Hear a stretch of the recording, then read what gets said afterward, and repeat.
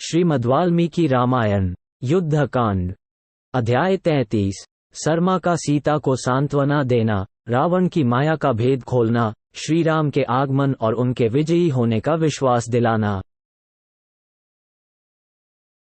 विदेहनंदिनी सीता को मोह में पड़ी हुई देख सरमा नाम की राक्षसी उनके पास उसी तरह आई जैसे प्रेम रखने वाली सखी अपनी प्यारी सखी के पास जाती है। सीता राक्षसराज की माया से मोहित हो बड़े दुख में पड़ गई थी। उस समय मृदुभाषिनी सरमा ने उन्हें अपने वचनों द्वारा सांत्वना दी। सरमा रावण की आज्ञा से सीता जी की रक्षा करती थी। उसने अपनी रक्षणीया सीता के साथ मैत्री कर ली थी। वह बड़ी दयालु और दृढ़ संकल्प थी। सरमा ने सखी सीता को देखा। उनकी चेतना नष्ट सी हो रही थी, जैसे परिश्रम से थकी हुई घोड़ी धरती की धूल में लौटकर खड़ी हुई हो। उसी प्रकार सीता भी पृथ्वी पर लौटकर रोने और विलाप करने के कारण धूलिधूसरित हो रही थी। उसने एक सखी के स्नेह से उत्तम व्रत का पालन करने वाली सीता को आश्वासन दिया, विदेहनंदिनी, धैर्य धारण करो, तुम्हारे मन में व्यथा नहीं होनी चाहिए। भीरु, रावण ने तुमसे जो कुछ कहा है और स्वयं तुमने उसे जो उत्तर दिया है, वह सब मैंने सखी के प्रति स्नेह होने के कारण सुन लिया है। विशाल लोचने, तुम्हारे लिए मैं रावण का भय छोड़कर अशोक वाटिका में सूने गहन स्थान में छिपकर सारी बातें सुन रही थी। मुझे रावण से कोई डर नहीं है।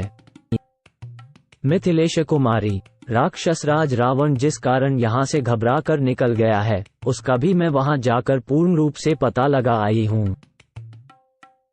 भगवान श्री राम अपने स्वरूप को जानने वाले सर्वज्ञ परमात्मा हैं। उनका सोते समय वध करना किसी के लिए भी सर्वथा असंभव है। पुरुष सिंह श्री राम के विषय में इस तरह उनके वध होने की बात युक्तिसंगत नहीं जान पड़ती। वानर लोग वृक्षों के द्वारा युद्ध करने वाले हैं। उनका भी इस तरह मारा जाना कदापि संभव नहीं है, क्योंकि जैसे देवता लोग देवराज इंद्र से पालित होते हैं, उसी प्रकार ये वानर श्री रामचंद्र जी से भलीभांति सुरक्षित हैं। सीते, श्री मां राम गोलाकार बड़ी बड़ी भुजाओं से सुशोभित, चौड़ी छाती वाले, प्रतापी, धनुर्धर, सुगठित शरीर से युक्त और भूमंडल में सुविख्यात धर्मात्मा हैं। उनमें महान पराक्रम है। वे भाई लक्ष्मण की सहायता से अपनी तथा दूसरे की भी रक्षा करने में समर्थ हैं। नीति शास्त्र के ज्ञाता और कुलीन हैं। उनके बल और पौरुष अचिंत्य हैं। वे शत्रुपक्ष के सैन्य समूहों का संहार करने की शक्ति रखते हैं। शत्रुसूदन श्री राम कदापि मारे नहीं गए हैं। 10-12 रावण की बुद्धि और कर्म दोनों ही बुरे हैं। वह समस्त प्राणियों का विरोधी, क्रूर और मायावी है। उसने तुम पर यह माया का प्रयोग किया था। वह मस्तक और धनुष माया द्वारा रचे गए थे। अब तुम्हारे शोक के दिन बीत गए। सब प्रकार से कल्याण का अवसर उपस्थित हुआ है। निश्चय ही लक्ष्मी तुम्हारा सेवन करती है।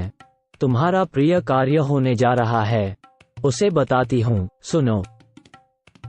श्री रामचंद्र जी वानर सेना के साथ समुद्र को लांघकर इस पार आ रहे हैं। उन्होंने सागर के दक्षिण तट पर पड़ाव डाला है। मैंने स्वयं लक्ष्मण सहित पूर्ण कौम श्री राम का दर्शन किया है।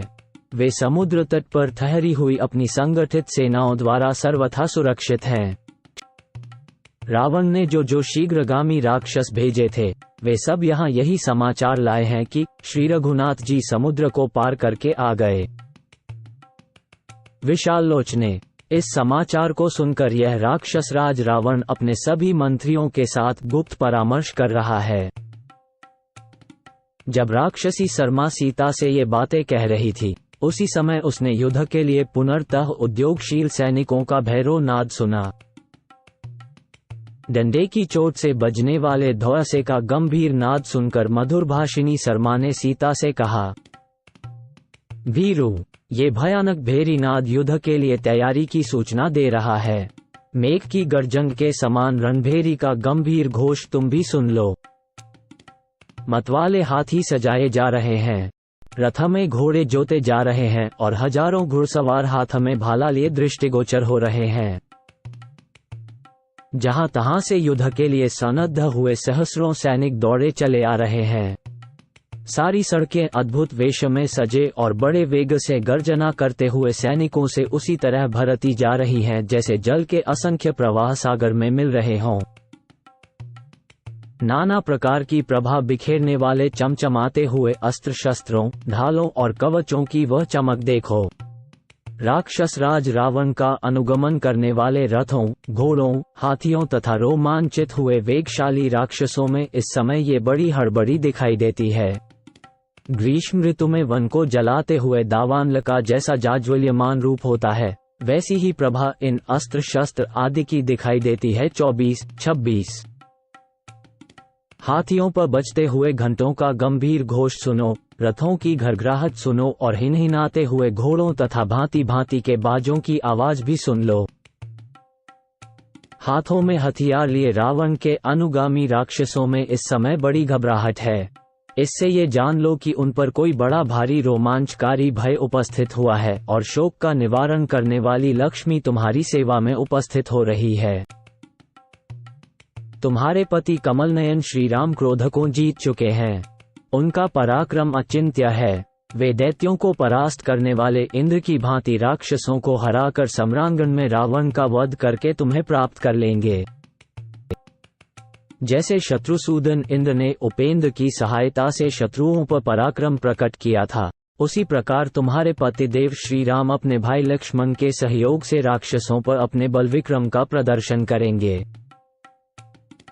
शत्रु रावण का संहार हो जाने पर मैं शीघ्र ही तुम जैसी सती साध्वी को यहाँ पधारे हुए श्री रघुनाथ जी की गोद में समोद बैठी देखूंगी।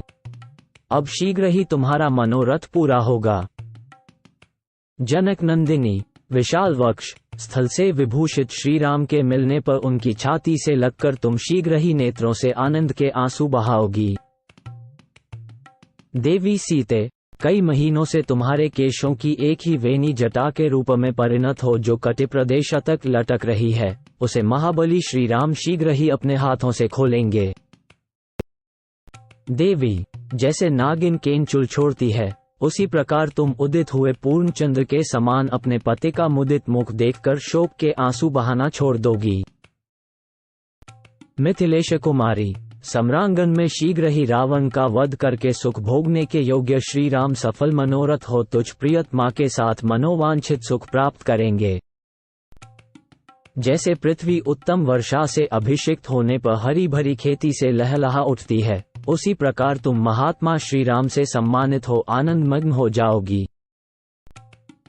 देवी, जो गिरिव मेरु के चारों ओर घूमते हुए अश्व की भांति शीघ्रतापूर्वक मंडलाकार गति से चलते हैं, उन्हीं भगवान सूर्य की, जो तुम्हारे कुल के देवता हैं, तुम यहाँ शरण लो, क्योंकि ये प्रजाजनों को सुख देने तथा उनका दुख दूर करने में समर्थ हैं।